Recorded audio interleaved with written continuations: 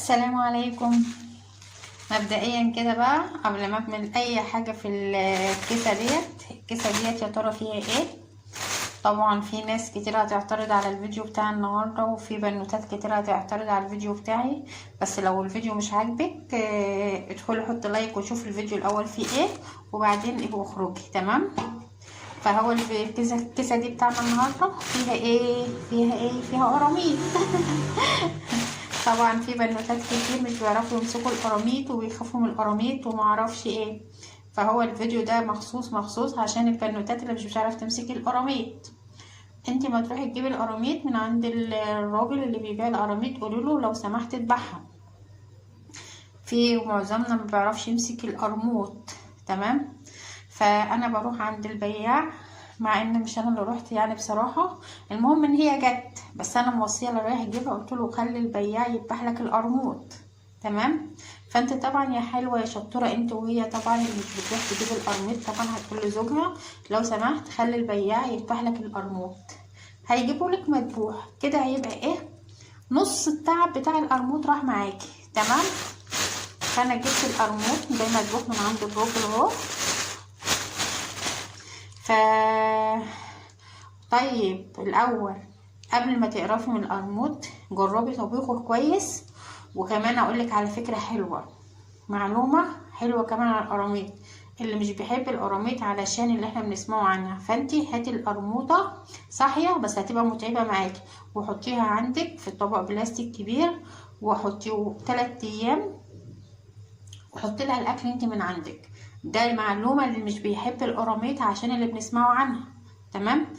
مسافه ال3 ايام دول هتكون هي غيرت الاكل اللي في معدتها كله، وهتكون اكلت نضيف من البيت من عندك. بس طالما انت واثقه ان انت بتجيبي القرموط من عند ناس وعندهم مزرعه وناس يعني مثلا عارفين مصدر القراميط دي جايه ازاي، فمتقلقيش. اللي مش واثقه بقى من مكان القرموط اللي هي جايباه تعمل زي ما انا بقول لها كده وخايفه منها، حطيها في حاجه كبيره وحطي لها عيش وحلاوه شعر. كلنا طبعا عارفين حلاوه الشعر اللي بتيجي من السوق، هوريها لكم. دي الحلاوه الشعر. هتقوم حاطه في الطبق البلاستيك الكبير اللي انت حاطه فيه القرموط 2 زي ما انت جايبه، هتحطيهم بقى 3 ايام تحط لهم حلاوه شعر من دي اهي. حبه ب5 جنيه كتيره، كيسه يعني حلوه ب5 جنيه. وهتحط لهم عيش. تمام. مده 3 ايام. دي اللي خايفه ومش واثقه من القراميط اللي هي جايباها. انا واثقه من القراميط اللي انا جايباها وعارفه هي في انهي مزرعه مثلا وكده، خلاص ما تحطلهاش اي حاجه. وواثقه من الناس اللي بيعملوها، خلاص مش مشكله. انت مش واثقه طبعا بقى زي ما انا قلت لك، هاتي ب5 جنيه حلاوه شهر وشويه عيش وكل يوم 3 ايام وغيريها. تمام. هتلاقي القرموط معاكي تاكليه وانت واثقه ومش خايفه منه خالص. تمام. فده مبدئيا للناس اللي بتقولي يع ومعرفش ايه وكده وكده. تمام. مبدئيا كده يلا بقى بينا ننزل عشان نعمل ايه. انا انضفها معاكم عشان برضو البنوتات اللي مش بتعرف تنضفها. تمام. ايه مبدئيا قلت لكم هنضف القراميط صح، فانا كده اقطع الراس. يلا يا حلوه انت وهي اللي هتقولي يا ما تتفرجش. ماشي. دي كلها نعمة ربنا، ولو جربتيها اللي هتقولي يا انت وهي هتحبيها. جربيها كده بطريقتنا وبتنظيفنا وبطبخنا، هتعجبك خالص خالص خالص. على فكرة يا جماعة انا بحب انضفها بدقيق الذرة احسن ما امسك بقماشة وكده او بفوطة.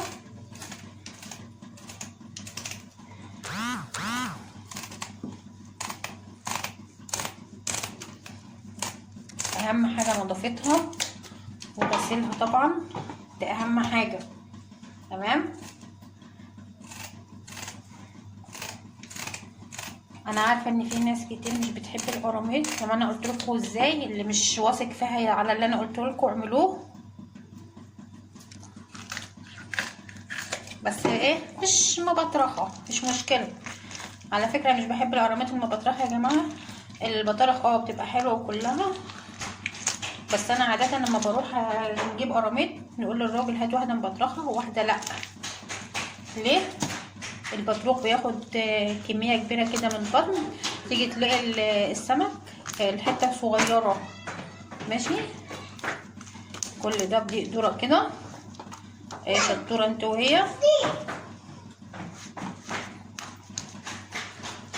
وده كله بدقيق ذره كده وكده اهو، عشان ما ايه تبقى خشنه تحت ايديكي وما تقعدش تزلفط منك.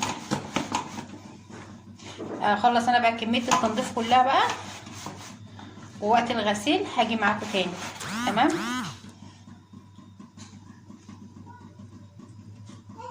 زي ما انا قلت لكم، زي ما قلت لكم انا ما رحتش جبتها برضه. وقلت له البابا بتاعنا البيت بتاعنا اللي هو اللي راح جابها بصراحه، فقلت له يجيب واحده فيها بطروخ وواحده مفيش فيها بطروخ. فدي اللي فيها البطروخ اهي. لازم بالراحه كده وانت بتطلعيه، عشان برضه يفضل حلو معاكي وسليم. بالراحه عليه خالص عشان هو بقى حساس كده. البطروخ اهو. تمام. معلش انا اسفه للمنظر، بس لازم عشان كل واحد يعرف طريقتنا في تنظيف السمك القراميط، عشان في بنوتات مش بتعرف تنضفها زي حالات بنتي كده. فهي واقفه معايا وهي اللي بتصور عشان تتعلم. عشان كده اما جوزها يقول لها انا عاوزه اكل قراميط، تقول له مش بعرف انضفها ولا بعرف امسكها. فده انا جايباه النهارده علشان خاطر اسراء يا جماعه، مش بتعرف تنضف السمك القراميط. اللي عارف بقى اسراء يقول لها ما ينفعش يا اسراء ان انت بتعرفيش تنضفي القراميط. كلمي يا اسراء عادي، يعني عادي كلمي. مش عارفه تتكلم تقول ايه. انت جايبانا النهارده عشان تريحي لي ولا ايه؟ اريح لك قدام الناس. على فكره في حاجه الحاجه بقى اللي اسراء يا جماعه مش عارفاها بقى في القرموط حاجه في القرموط جوه كده مش عارفاها، في الراس القرموط، وهي مهمه جدا جدا لازم نطلعها. تمام. نحوش الحاجات دي كلها الاول كده. اسفه برضو على المنظر اللي مش حلو والشكل اللي مش لطيف. تمام. لازم تعذروني برضو ان الشكل، انا عارفه ان الشكل مش لطيف خالص قدامكم، بس مش مشكله. النتيجه ان احنا نلاقي حاجه كويسه في الاخر.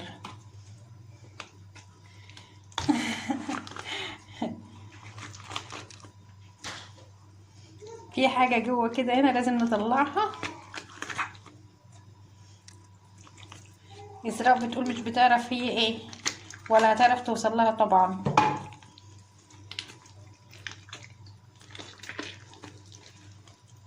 فقلت لكم الحاجه اللي اسراء مش عارفاها الحته دي كلها يا جماعه اهي. اللي مش عارفه تجيبها من جوه تفتح بقى القرموط من فوق كده اهي. ماشي. دي اسمها اسمها روح القرموط. لازم نشيلها كلنا كده من راس القرموطه اهي.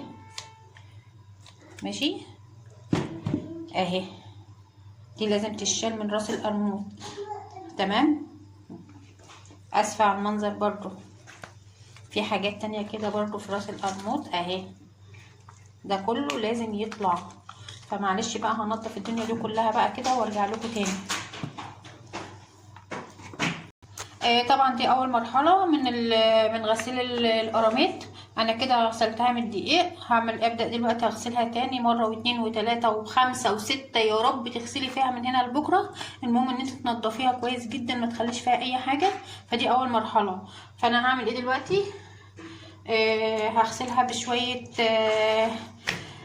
دقيق ذره تاني اهو. شويه دقيق ذره تاني وادعكها كويس كده بالدقيق الذره اهو.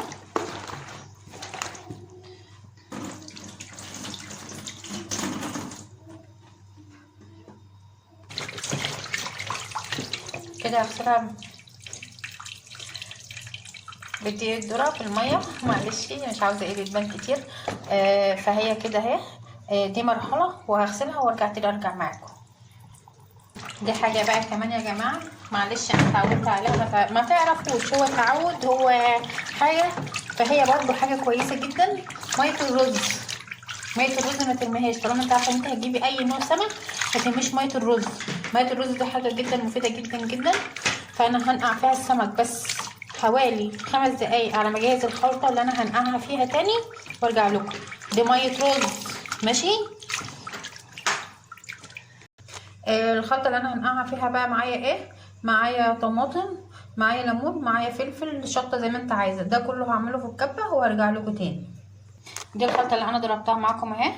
دي بقى بهارات بصل، توم باودر، بصل باودر، كمون، بهارات سمك، ملح، كل ده كله. هنزل بقى بشويه خل كمان. ازازه الخل خلصت بس هي اللي كانت هتكفي اساسا، مش مشكله. نبعد نجيب دلوقتي اخلص بس اللي في الازازه كله. عموما هو هيكفي تمام. حطي ربع كوبايه خل كده ما يهمكيش. هما دول مش جايين ربع كوبايه بس مش مشكله عادي. ده كله هيتخلط في بعضه.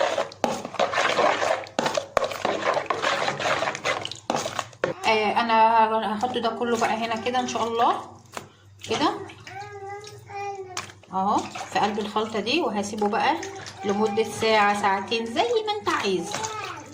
لمده ساعتين، ساعه، يا رب 4 ساعات. هو كل ما يفضل في التتبيله ديت هيديكي نتيجه افضل وطعم حلو في التتبيله طبعا اهي. فخلاص بقى كده هخلص بقى بقيه الطبخه وارجع لكم تاني. جينا بقى بمرحله التسبيك ماشي. انا فرمت كميه بصل كبيره، انا هاخد نص البصله بس كده، النص التاني هقول لكم هعمل بيه ايه اهو. انا هسيب النص التاني هقول لكم هعمل بيه ايه. تمام. دي نص البصله اللي انا حطيت نصها في الزيت، وده النص التاني. معايا فلفل اسمر، معايا توم باودر، بصل باودر، معايا ملح مبهر، معايا كمون. ده كفايه عليا قوي. اللي حابه تحط اي بهارات تانية، اللي بتحب بهارات كتير في السمك تحط. انا مش حابه احط بهارات اي تانية لان ايه مستكفيه نبدا. كل واحد له وجهه نظر، فهو ده لازم يدعك بالايد ماشي. انا كده هقفل وادعكه بايدي مش هدعكه قدامكم تمام. بس انا بقول لكم ده كله ده اسمها المرته، لازم تدعك كويس بايدينا تمام. طبعا البصله على النار، البصله اللي بحمرها، البصله انا دعكتها بايدي يا جماعه عشان ايه برضو البناتات اللي تقول لك اياها هتعمل بايديها. طبعا احنا اللي بناكل معلش واسفل المناظر اللي انا بعملها بايديا بس مش مشكله. ومعلش برضو ان كان الفيديو يبقى طويل عليكم. فدي بقى انا هعمل ايه، هطلع راس القرموطه واقوم حاشيه ده في قلب برضو هعمل معاكم تمام. البصله طبعا على النار اهي، لازم تحمريها كده كويس. طبعا فرمه الطماطم ومجهزاها اللون ده كويس جدا كده للتسبيكه. هنزل بقى بالطماطم،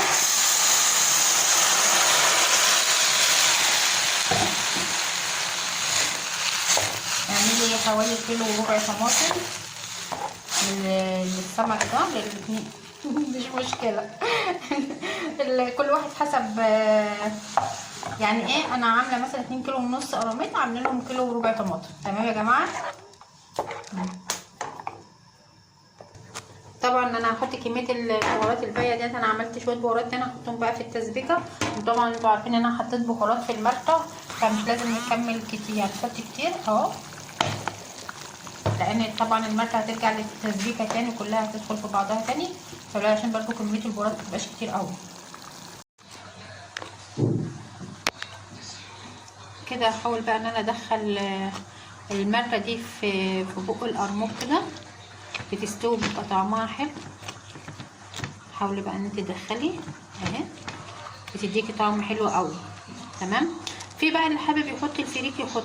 انا بصراحه مش بحب الفريك في القراميط خالص، والوجهات النظر تحترم يا جماعه ومحدش يضحك عليا تمام. ادي اول راس، دي الراس التانية. هو المفروض ان انا اعمل بايدي تمام بس مش مشكله اهي. تمام كده. ده بقى سر الخلطة يا جماعة في القراميط، الماركة دي بس. ماشي اهي كده اهي، ماركة بتبقى جميلة وطعمها حلو وبتخلي الاكل ريحة كده مميزة.